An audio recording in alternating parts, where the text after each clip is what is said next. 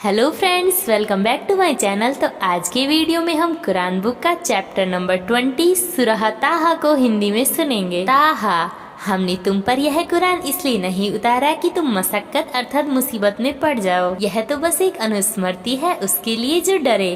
भली भांति अवतरित हुआ है उस सत्ता की ओर से जिसने पैदा किया है धरती और उच्च आकाशों को। वह रहमान है जो राजासन पर विराजमान हुआ। उसी का है जो कुछ आकाशों में है और जो कुछ धरती में है और जो कुछ इन दोनों के मध्य है और जो कुछ आर्द्र मिट्टी के नीचे है। तुम चाहे बात पुकार कर कहो या चुपके से, वह तो छिपी हुई और अत्यंत गुप्त बात को भी जानता है। अल्लाह ही, उसके सिवा कोई पूज्य प्रभु नहीं। उसके नाम बहुत ही अच्छे हैं। क्या तुम्हें मूसा की भी खबर पहुँची? जबकि उसने एक आग देखी तो उसने अपने घर वालों से कहा, ठहरो, मैंने एक आग देखी है, शायद कि तुम्हारे लिए उसमें से कोई अंगारा ले आऊं या उस आग पर मैं मार्ग का पता पालूं। फिर जब वह वहां पहुंचा तो पुकारा गया, ऐ मूसा, मैं ही तेरा रब हूँ, अपने जूते उतार दे, तू पवित्र घाटी तुआ में है। मैंने तुझे चुन लिया है, अतः सुन जो कुछ प्रकाशना की जाती है। निसंदेह मैं ही अल्लाह हूँ, मेरे सिवा कोई पूज्य प्रभु नहीं। अतः तू मेरी बंदगी कर और मेरी याद के लिए नमाज कायम कर। निश्चय ही वह क़यामत की घड़ी आने वाली है, शीघ्र ही उसे लाऊंगा। उसे छिपाए रखता हूँ ताकि प्रत्येक व्यक्ति जो प्रयास वह करता है उसका बदला पाए। अतः जो कोई उस पर ईमान नहीं लाता और अपनी वासना के पीछे पड़ा है वह तुझे उससे रोक न दे, अन्यथा तो विनष्ट हो जाएगा। और ए मूसा, यह तेरे दाहिने हाथ में क्या है? मूसा ने कहा, यह मेरी लाठी है, मैं इस पर टेक लगाता हूँ और इससे अपनी बकरियों के लिए पत्ते झाड़ता हूँ और इससे मेरी दूसरी जरूरतें भी पूरी होती है। कहा, डाल दे उसे ए मूसा। अतः उसने डाल दिया। सहसा क्या देखते हैं कि वह एक सांप है जो दौड़ रहा है। कहा, उसे पकड़ ले और डर मत, हम इसे इसकी पहली हालत पर लौटा देंगे और अपने हाथ अपने बाजू की ओर समेट ले। वह बिना किसी ऐब के रोशन दूसरी निशानी के रूप में निकलेगा, इसलिए कि हम तुझे अपनी बड़ी निशानियां दिखाएं। तो फिरौन के पास जा, वह बहुत सर्कस हो गया है। उसने निवेदन किया, मेरे रब, मेरा सीना मेरे लिए खोल दे और मेरे काम को मेरे लिए आसान कर दे और मेरी जबान की ग्रह खोल दे कि वे मेरी बात समझ सके और मेरे लिए अपने घर वालों में से एक सहायक नियुक्त कर दे।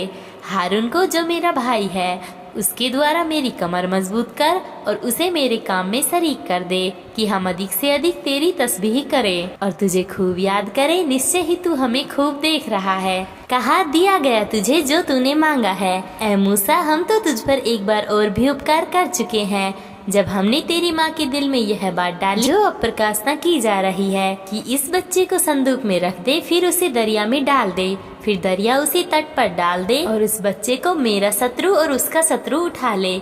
मैंने अपनी ओर से तुझ पर अपना प्रेम डाला ताकि तू सुरक्षित रहे और ताकि मेरी आँख के सामने तेरा पालन पोषण हो। याद कर जबकि तेरी बहन जाती और कहती थी, क्या मैं तुम्हें उसका पता बता दूं जो इसका पालन पोषण अपने जिम्मे ले ले। इस प्रकार हमने फिर तुझे तेरी माँ के पास पहुँचा दिया ताकि उसकी आँख ठंडी हो और वह शोकाकुल न हो, और हमने तुझे भली भांति परखा। फिर तू कई वर्ष मद्यन के लोगों में ठहरा रहा। फिर ऐ मूसा, तू खास समय पर आ गया है, हमने तुझे अपने लिए तैयार किया है, तो तू और तेरा भाई मेरी निशानियों के साथ और मेरी याद में ढीले मत पड़ना। जाओ दोनों, फिरौन के पास वह सर्कस हो गया है, उससे नर्म बात करना, कदाचित वह ध्यान दे या डरे। दोनों ने कहा, ऐ हमारे रब, हमें इसका भय है कि वह हम पर जाती करे या सरकसी करने लग जाए। कहा, डरो नहीं, मैं तुम्हारे साथ हूँ, सुनता और देखता हूँ। अतः जाओ उसके पास और कहो, हम तेरे रब के रसूल हैं, इज़राइल की संतान को हमारे साथ भेज दे और उन्हें यातना न दे।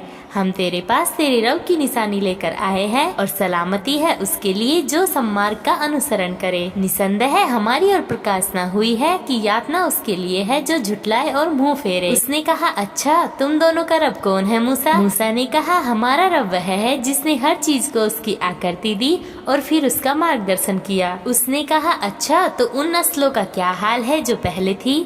मूसा ने कहा, उसका ज्ञान मेरे रब के पास एक किताब में सुरक्षित है, मेरा रब न चूकता है और न भूलता है। वही है जिसने तुम्हारे लिए धरती और पालना बनाया और उसने तुम्हारे लिए रास्ते निकाले और आकाश से पानी उतारा, फिर हमने उसके द्वारा विभिन्न प्रकार के पेड़ पौधे निकाले। खाओ और अपने चौपायों अर्थात जानवरों को भी चराओ। निसंदेह इसमें बुद्धिमानों के लिए बहुत सी निशानियाँ है। उसी से हमने तुम्हें पैदा किया और उसी में हम तुम्हें लौटाते हैं और उसी से तुम्हें दूसरी बार निकालेंगे। और हमने फिरौन को अपनी सब निशानियाँ दिखाई, किंतु उसने झुटलाया और इनकार किया। उसने कहा, ऐ मूसा, क्या तू हमारे पास इसलिए आया है कि अपने जादू से हमको हमारे अपने भूभाग से निकाल दे? अच्छा, हम भी तेरे पास ऐसा ही जादू लाते हैं। अब हमारे और अपने बीच एक निश्चित स्थान ठहरा ले, कोई बीच की जगह न हम इसके विरुद्ध जाए और न तू। मूसा ने कहा, उत्सव का दिन तय हुआ और दिन चढ़े लोग इकट्ठे हो जाए। तब फिरौन ने पलटकर अपने सारे हथकंडे जुटाए और आ गया। मूसा ने उन लोगों से कहा, तबाही है तुम्हारी, झूठ गढ़कर अल्लाह पर न थोपो कि वह तुम्हें एक यातना से विनष्ट कर दे।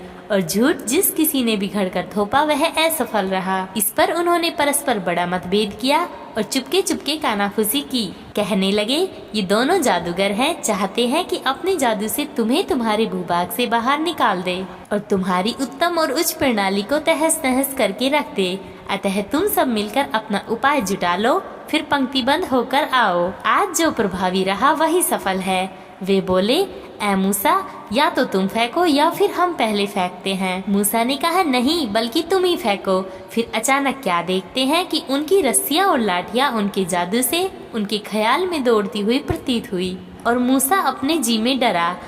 हमने कहा, डर मत, निसंदेह तू ही प्रभावी रहेगा और डाल दे जो तेरे दाहिने हाथ में है। जो कुछ उन्होंने रचा है वह उसे निगल जाएगा। जो कुछ उन्होंने रचा है वह तो बस जादूगर का स्वांग है और जादूगर सफल नहीं होता, चाहे वह जैसे भी आए। अंततः जादूगर सजदे में गिर पड़े, बोले, हम हारून और मूसा के रब पर ईमान ले आए। फिरौन ने कहा, तुमने मान लिया उसको इससे पहले कि मैं तुम्हें इसकी अनुज्ञा देता? निश्चय ही यह तुम सबका प्रमुख है जिसने जादू सिखाया है। अच्छा, अब मैं तुम्हारे हाथ और पाँव विपरीत दिशाओं से कटवा दूंगा और खजूर के तनों पर तुम्हें सूली दे दूंगा। तब तुम्हें अवश्य ही मालूम हो जाएगा कि हम में से किसकी यातना अधिक कठोर और स्थायी है। उन्होंने कहा, जो स्पष्ट निशानियां हमारे सामने आ चुकी है उनके मुकाबले में सौगंध है उस सत्ता की जिसने हमें पैदा किया है। हम कदापि तुझे प्राथमिकता नहीं दे सकते, तो जो कुछ तू फैसला करने वाला है कर ले। तू बस इसी सांसारिक जीवन का फैसला कर सकता है। हम तो अपने रब पर ईमान ले आए ताकि वह हमारी खताओं को माफ कर दे और इस जादू को भी जिस पर तूने हमें बाध्य किया।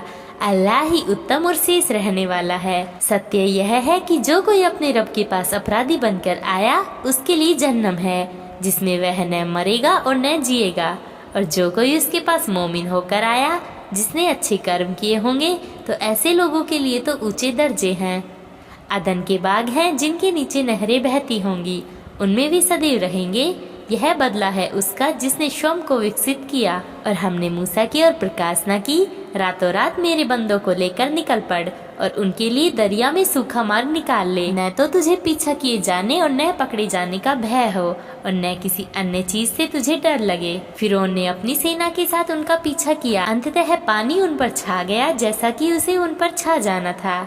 फिरौन ने अपनी कौम को पथ भ्रष्ट किया और मार्ग न दिखाया। ऐ इज़राइल की संतान, हमने तुम्हें तुम्हारे शत्रुओं से छुटकारा दिया और तुमसे तूर के दाहिने छोर का वादा किया और तुम पर मन और सलवा उतारा। खाओ जो कुछ पाक अच्छी चीजें हमने तुम्हारे लिए प्रदान की है, किंतु इसमें हद से आगे न बढ़ो कि तुम पर मेरा प्रकोप टूट पड़े। और जिस किसी पर मेरा प्रकोप टूटा वह तो गिरकर ही रहा। और जो कोई तौबा कर ले और ईमान लाए और अच्छा कर्म करे फिर सीधे मार्ग पर चलता रहे, उसके लिए निश्चय ही मैं अत्यंत क्षमाशील हूँ। और ऐ मूसा, अपनी कौम को छोड़कर तुझे शीघ्र आने पर किस चीज ने उभारा? उसने कहा, वे मेरे पीछे हैं और मैं जल्दी बढ़कर आया तेरी ओर, ऐ रब, ताकि तू राजी हो जाए। कहा, अच्छा, तो हमने तेरे पीछे तेरी कौम के लोगों को आजमाइश में डाल दिया है और सामरी ने उन्हें पथ भ्रष्ट कर डाला। तब मूसा अत्यंत क्रोध और खेद में डूबा हुआ अपनी कौम के लोगों की ओर पलटा।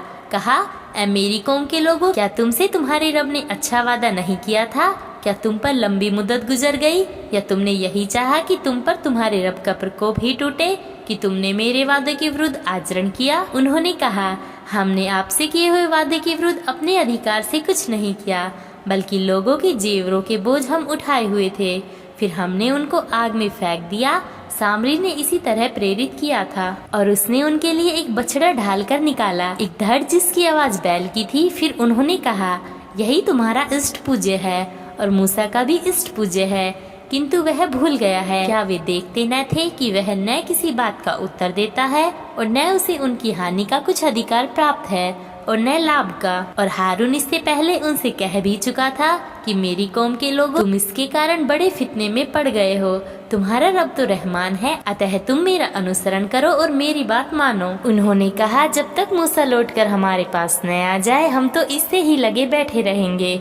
उसने कहा, ए हारून, जब तुमने देखा कि ये पथ भ्रष्ट हो गए हैं तो किस चीज ने तुम्हें रोका कि तुमने मेरा अनुसरण न किया? क्या तुमने मेरे आदेश की अवहेलना की? उसने कहा, ए मेरी माँ के बेटे, मेरी दाढ़ी न पकड़ और न मेरा सिर। मैं डरा कि तू कहेगा कि तूने इज़राइल की संतान में फूट डाल दी और मेरी बात पर ध्यान न दिया। मूसा ने कहा, ए सामरी, तेरा क्या मामला है? उसने कहा, मुझे उसकी सूझ प्राप्त हुई जिसकी सूझ उन्हें प्राप्त न हुई।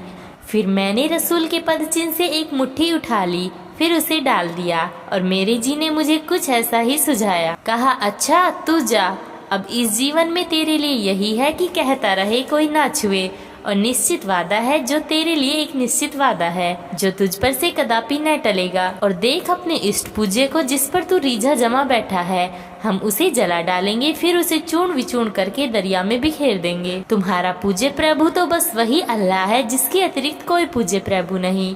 वह अपने ज्ञान से हर चीज पर हावी है। इस प्रकार विगत वृतांत हम तुम्हें सुनाते हैं और हमने तुम्हें अपने पास से एक अनुस्मृति प्रदान की है। जिस किसी ने उससे मुंह मोड़ा वह निश्चय ही कियामत के दिन एक बोझ उठाएगा। ऐसे लोग सदैव इसी बबाल में पड़े रहेंगे और कियामत के दिन उनके हक में यह बहुत ही बुरा बोझ सिद्ध होगा। जिस दिन सुर फूका जाएगा और हम अपराधियों को उस दिन इस दशा में इकट्ठा करेंगे कि उनकी आंखें नीली पड़ गई होंगी। वे आपस में चुपके चुपके कहेंगे कि तुम बस 10 ही दिन ठहरे हो, हम भली भांति जानते हैं जो कुछ वे कहेंगे।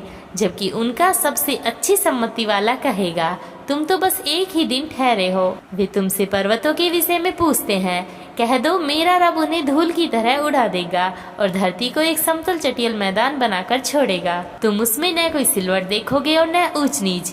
उस दिन वे पुकारने वालों के पीछे चल पड़ेंगे और उसके सामने कोई अकड़ न दिखाई जा सकेगी। आवाज़ रहमान के सामने दब जाएगी, एक हल्की मंद आवाज के अतिरिक्त तुम कुछ न सुनोगे। उस दिन सिफारिश काम न आएगी। यह और बात है कि किसी के लिए रहमान अनुज्ञा दे और उसके लिए बात करने को पसंद करे। वह जानता है जो कुछ उनके आगे है और जो कुछ उनके पीछे है, किंतु वे अपने ज्ञान से उस पर हावी नहीं हो सकते। चेहरे उस जीवंत शाश्वत सत्ता के आगे झुके होंगे। असफल हुआ वह जिसने जुल्म का बोझ उठाया, किंतु जो कोई अच्छे कर्म करे और हो वह मोमिन, तो उसे न तो किसी जुल्म का भय होगा और न हक मारे जाने का। और इस प्रकार हमने इसे अरबी कुरान के रूप में अवतरित किया है और हमने इसमें तरह तरह से चेतावनी दी है ताकि वे डर रखे या यह उन्हें होश दिलाए। अतः सर्वोच्च है अल्लाह सच्चा सम्राट। कुरान के फैसले के सिलसिले में जल्दी न करो जब तक कि वह पूरा न हो जाए। तेरी और उसकी प्रकाश न हो रही है और कहो, मेरे रब मुझे ज्ञान में अभिवृद्धि प्रदान कर। और हमने इससे पहले आदम से वचन लिया था किंतु वह भूल गया और हमने उसमें इरादे की मजबूती न पाई। और जब हमने फरिश्तों से कहा आदम को सजदा करो तो उन्होंने सजदा किया सिवाय इब्लिस के, वह इनकार कर बैठा। इस पर हमने कहा, ए आदम, निश्चय ही यह तुम्हारा और तुम्हारी पत्री का शत्रु है। ऐसा न हो कि तुम दोनों को जन्नत से निकलवा दे। तुम्हारे लिए तो ऐसा है कि तुम न तो यहाँ भूखे रहोगे और न वस्त्रहीन, और यह कि न यहाँ प्यासे रहोगे और न धूप की तकलीफ उठाओगे। फिर शैतान ने उसे उकसाया, कहने लगा, ए आदम, क्या मैं तुझे शाश्वत जीवन के वृक्ष का पता दूं और ऐसे राज्य का भी जो कभी जीर्ण ना हो? अंततः उन दोनों ने उसमें से खा लिया, जिसके परिणाम स्वरूप उनकी छिपाने की चीजें उनके आगे खुल गई और वे दोनों अपने ऊपर जन्नत के पत्ते जोड़ जोड़ कर रखने लगे। और आदम ने अपने रब की अवज्ञा की तो वह मार्ग से भटक गया। इसके पश्चात उसके रब ने उसे चुन लिया और दोबारा उसकी ओर ध्यान दिया और उसका मार्गदर्शन किया। कहा, तुम दोनों के दोनों यहाँ से उतरो, तुम्हारे कुछ लोग कुछ के शत्रु होंगे। यदि मेरी ओर से तुम्हें मार्गदर्शन पहुँचे तो जिस किसी ने मेरे मार्गदर्शन का अनुपालन किया वह न तो पथभ्रष्ट होगा और न तकलीफ में पड़ेगा। और जिस किसी ने मेरी स्मृति से मुंह मोड़ा तो उसका जीवन संकीर्ण होगा और क़यामत के दिन हम उसे अंधा उठाएंगे। वह कहेगा, ऐ मेरे रब, तूने मुझे अंधा क्यों उठाया जबकि मैं आँखों वाला था। वह कहेगा, इसी प्रकार तू संसार में अंधा रहा था, तेरे पास मेरी आयतें आई थी तो तूने उन्हें भुला दिया था, उसी प्रकार आज तुझे भुलाया जा रहा है। इसी प्रकार हम उसे बदला देते हैं जो मर्यादा का उल्लंघन करे और अपने रब की आयतों पर ईमान न लाए। और आखिरत की यातना तो अत्यंत कठोर और अधिक स्थायी है। फिर क्या उनको इससे भी मार्ग न मिला कि हम उनसे पहले कितनी ही नस्लों को विनष्ट कर चुके हैं, जिनकी बस्तियों में भी चलते फिरते हैं। निसंदेह बुद्धिमानों के लिए इसमें बहुत सी निशानियां हैं। यदि तेरे रब की ओर से पहले ही एक बात निश्चित न हो गई होती और एक अवधि नियत न की जा चुकी होती तो अवश्य ही उन्हें यातना आ पकड़ती। अतः जो कुछ वे कहते हैं उस पर धैर्य से काम लो और अपने रब का गुणगान करो। सूर्योदय से पहले और उसके डूबने से पहले और रात की घड़ियों में भी तस्बीह करो और दिन के किनारों पर भी, ताकि तुम राजी हो जाओ और उसकी ओर आँख उठाकर न देखो जो कुछ हमने उनमें से विभिन्न लोगों को उपभोग के लिए दे रखा है, ताकि हम उसके द्वारा उन्हें आजमाए।